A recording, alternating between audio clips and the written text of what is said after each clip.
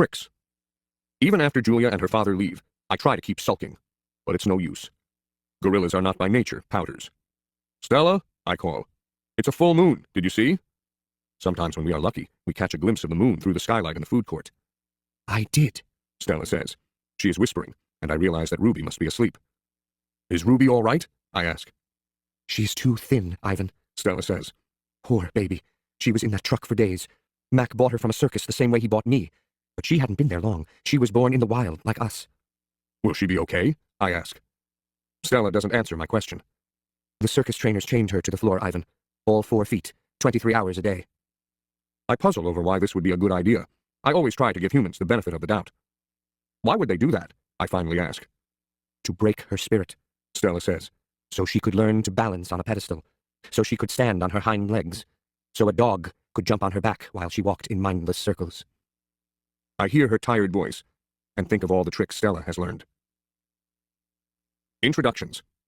When I awake the next morning, I see a little trunk poking out between the bars of Stella's domain.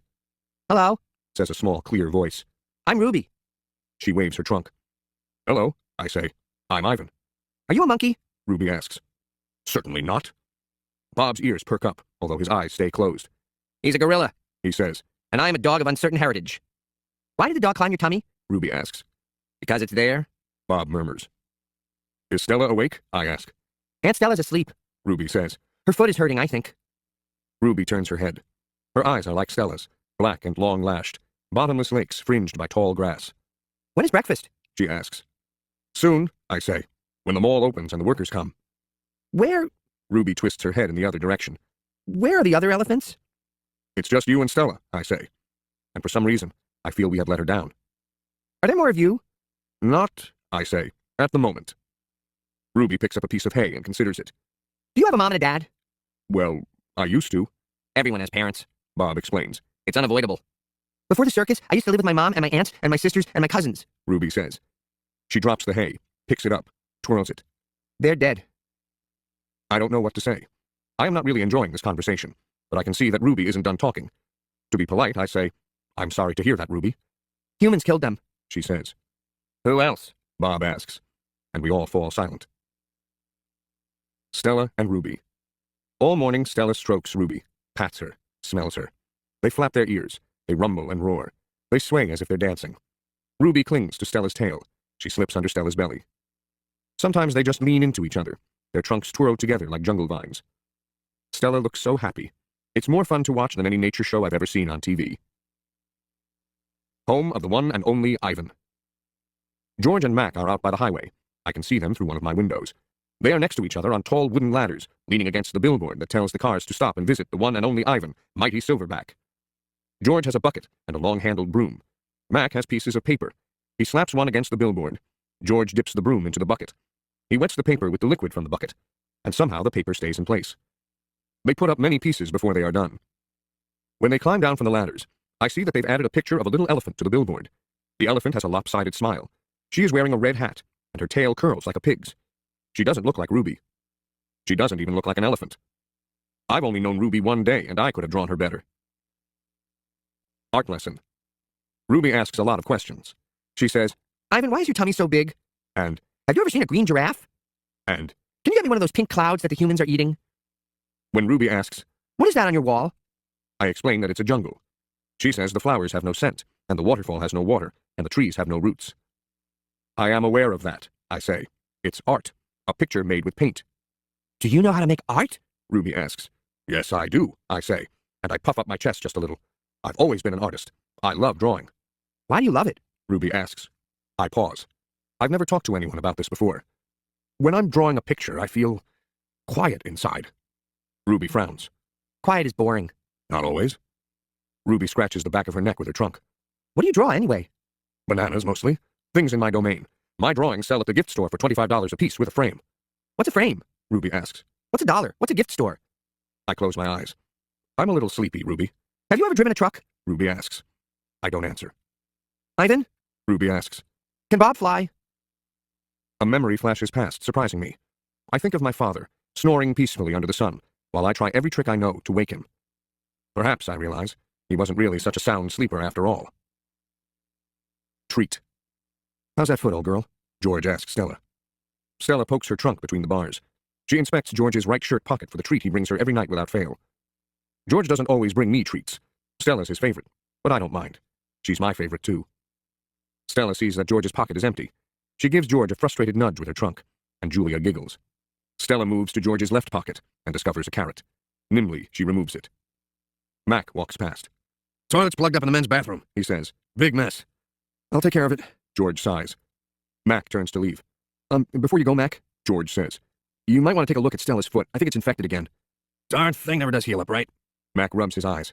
I'll keep an eye on it. Money's tight, though. Can't be calling the vet every time she sneezes. George strokes Stella's trunk. She inspects his pockets one more time, just in case. Sorry, girl, George says, as he watches Mac walk away. Elephant jokes. Ivan? Bob? I blink. The dawn sky is a smudge of gray flecked with pink, like a picture drawn with 2 crayons. I can just make out Ruby in the shadows, waving hello with her trunk. Are you awake? Ruby asks. We are now, says Bob. Aunt Stella's still asleep, and I don't want to wake her because she said her foot was hurting, but I'm really... Ruby pauses for a breath. Really bored.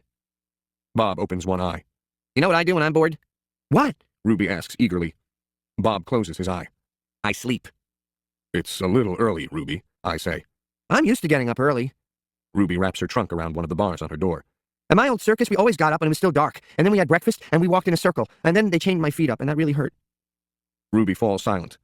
Instantly, Bob is snoring. Ivan? Ruby asks. Do you know any jokes? I especially like jokes about elephants. Well, let me see. I heard Mac tell one once. I yawn. How can you tell that an elephant has been in the refrigerator? How? By the footprints in the butter.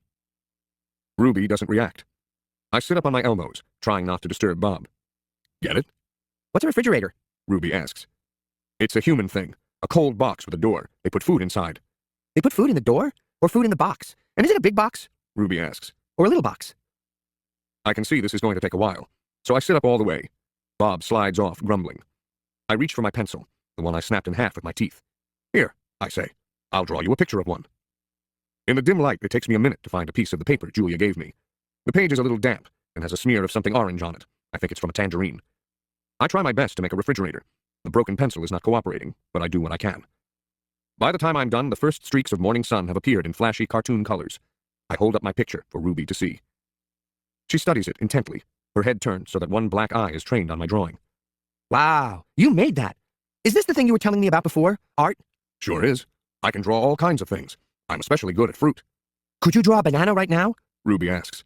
Absolutely. I turn the paper over and sketch. Wow, Ruby says again, in an awed voice when I hold up the page. It looks good enough to eat. She makes a happy lilting sound, an elephant laugh. It's like the song of a bird I recall from long ago. A tiny yellow bird with a voice like dancing water. Strange.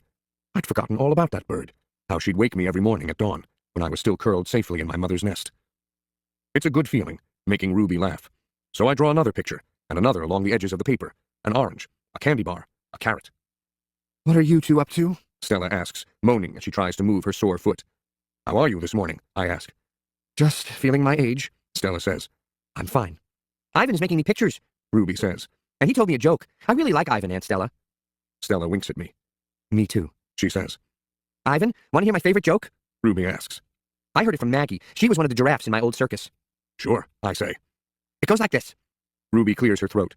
What do elephants have that nothing else has? Trunks, I think. But I don't answer because I don't want to ruin Ruby's fun. I don't know, Ruby, I reply. What do elephants have that nothing else has? Baby elephants, Ruby says. Good one, Ruby, I say, watching Stella stroke Ruby's back with her trunk.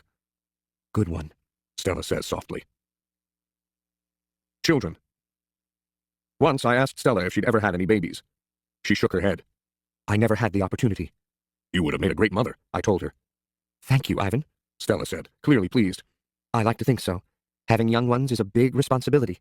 You have to teach them how to take mud baths, of course, and emphasize the importance of fiber in their diet. She looked away, contemplating. Elephants are excellent at contemplating. I think the hardest part of being a parent, Stella added after a while, would be keeping your babies safe from harm, protecting them. The way silverbacks do in the jungle, I said. Exactly, Stella nodded. You would have been good at protecting, too, I said confidently. I'm not so sure, Stella said, gazing at the iron bars surrounding her.